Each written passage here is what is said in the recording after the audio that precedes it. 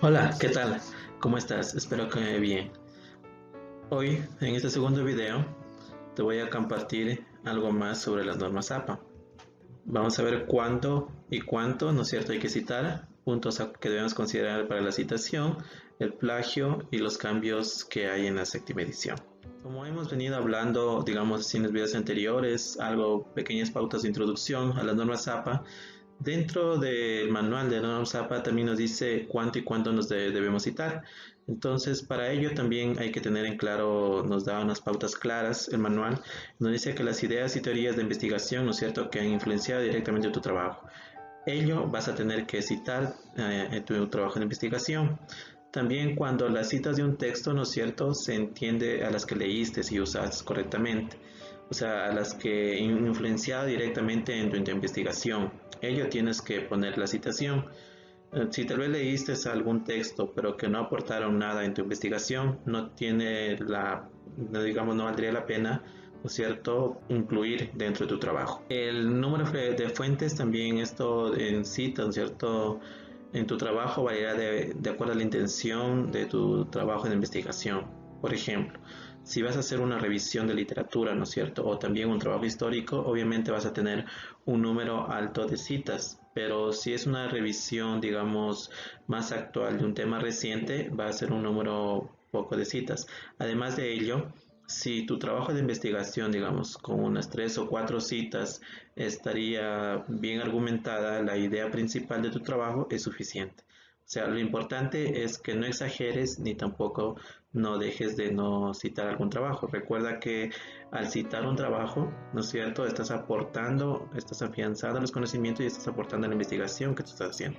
Estás aportando el conocimiento, ¿no es cierto? Estás reforzando toda la búsqueda de información que estás realizando. Los puntos a considerar para la citación.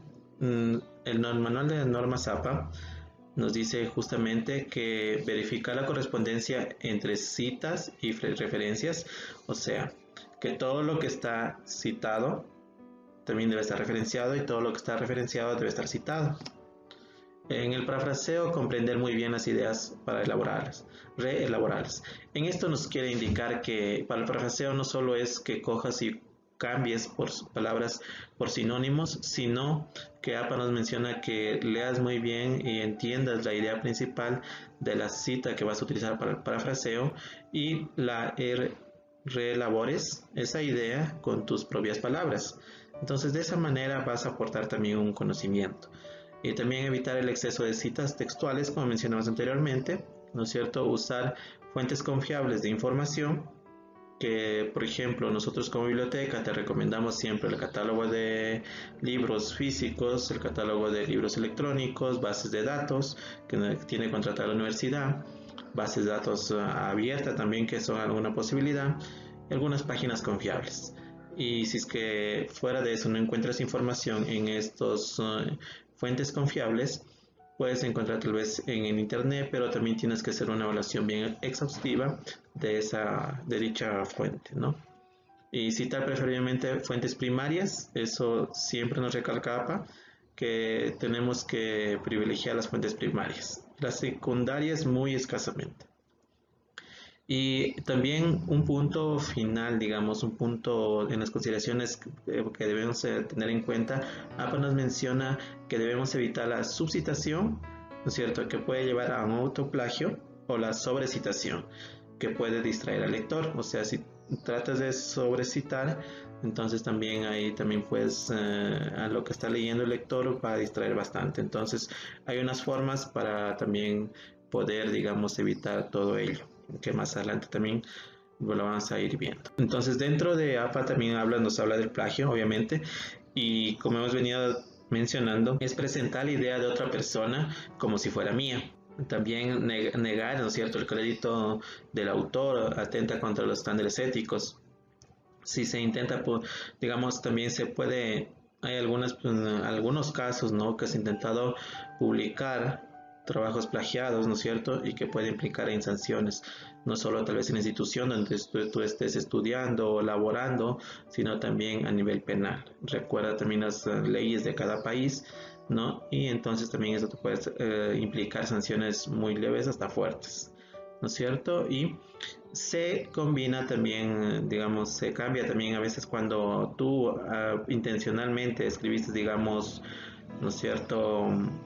González, ¿no es cierto? González escribiste mal ese apellido y era otro. El usuario que está con esa información quiere verificar la información que tú agregaste en tu investigación, no lo va a poder encontrar. Y otra, estás cambiando ya sea el apellido o el nombre del autor. Y esto, eh, digamos, intencionalmente estás también llegando a un plagio. Entonces hay que tener muy en cuenta, es como les mencionaba, o sea que siempre tienes que tener una revisión tuya, o sea, no te confíes al 100% de los referenciadores, ¿no es cierto? O de la máquina. Siempre debes tú dar el criterio final. Los consejos que siempre nos da APA es, ¿no es cierto?, citar paráfrasis, ¿no? Citaciones directas igual, digamos, las referencias a los datos y conjuntos de datos que usamos, o sea, para evitar el plagio tienes que, si son datos de censos, de todo eso, tienes que referenciar. La adaptación de tablas y figuras que no son tuyas, que son de otra persona, obviamente tienes que poner también el crédito que no es tuyo y que es de otra persona. Y citar las ideas. Las ideas también hay que citar, o sea, si es que tú estás haciendo un trabajo de investigación, ¿no? En el sentido de que tú estás desarrollando otra idea de otra persona, también debes citar que esa idea no es tuya, sino es de otra, de alguien más, o que en alguna reunión salió esta idea en un conjunto, ¿no es cierto?, en un grupo, ¿no es cierto?, de trabajo, y entonces tú pones como tu propia idea, ello va a llevar una implicación. También indistintamente estás haciendo un plagio porque en realidad no es tu propia idea, sino es una idea de otro. Puedes usar la idea de otro para hacer una investigación, claro, pero siempre tienes que recordar el crédito que le debes otorgar a esa persona. Y como te mencionaba, o sea, siempre los consejos que nos da Normapa es siempre llevar el formato, ¿no? El básico que va a ser para todos, para impresos, electrónicos, bases de datos, para todo, incluso para las redes sociales y todo, obviamente va a ser el autor, fecha, ¿no es cierto?, para la citación. Y aquí ya vamos un poco ya más avanzando a lo que es la Normapa, ¿no es cierto? Y teníamos que en la sexta edición, recuerden que poníamos apellido, la inicial de los nombres, el año, el título, la ciudad y el editorial. Ahora en la séptima edición, dicha ciudad ya se eliminó y lo vamos a poner directamente como tenemos en el ejemplo. Otro de los cambios es la cita en texto, ¿cierto?, para de tres autores o más. Entonces en la sexta edición poníamos, digamos, hasta tres autores, ¿no es cierto?, los apellidos de los tres autores, los iniciales, el año, el número de páginas. Ahora, en la séptima edición ya se hizo el cambio y solo pones nomás el apellido del primer autor y luego pones las letras et al, que significa y otros. Luego el año y la página, es la cita. Eso es uno de los cambios que se establecieron para la séptima edición, entonces ten presente ello. Otro cambio importante es los apellidos e iniciales de hasta 20 autores en lugar de 7. Esto es proporcionado más en las referencias, ¿no es cierto? Para las referencias, en la sexta edición, ¿no? Teníamos hasta 7, podíamos poner hasta 7 autores, pero ahora en la séptima edición se amplió eso y en las referencias puedes poner hasta 20 autores. Tienes que ponerlos a todos los apellidos y los iniciales de los nombres para la referencia. En lo que corresponde al DOI también hubo un cambio en la séptima edición, y esto que antes poníamos, como te puedes dar cuenta, y está con rojo, en la sexta edición poníamos DOI y el número que le correspondía, y ahora la etiqueta DOI ya va a ser ya se cambió por el URL. Entonces en la séptima edición ya no ponemos esa etiqueta DOI, sino el URL, la página del DOI, o sea, y el número que le corresponde a dicho artículo o documento. Siguiendo con uno de los cambios, ¿no es cierto?, principales, se elimina el formato en los libros electrónicos.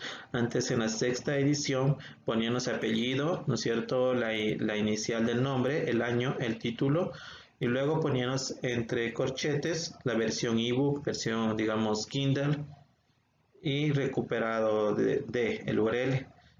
Hoy en día, con la séptima edición, entonces tienes que tener presente esto. Si es un libro electrónico, solo lo único que vamos a poner es como un libro normal, digamos, ¿sí? Lo único que va a aumentar es la URL.